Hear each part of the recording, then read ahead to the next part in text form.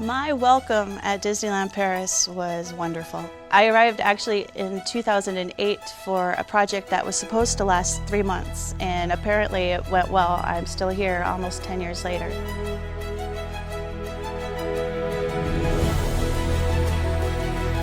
Before deciding to take the role of Director of Attraction Maintenance, was I worried to work with such a large team of men?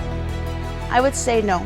The team here is excellent on their level of technical expertise, and if anything, I was worried about what I could do, what I could bring to them to really reach the potential that I know this team has.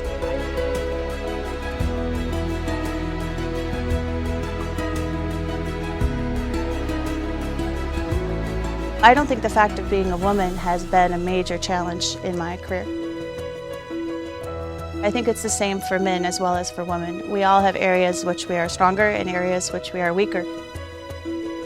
It's been an interesting career. I'm also a woman in a technical environment, which historically means more men than women. But no problems, just some occasional challenges.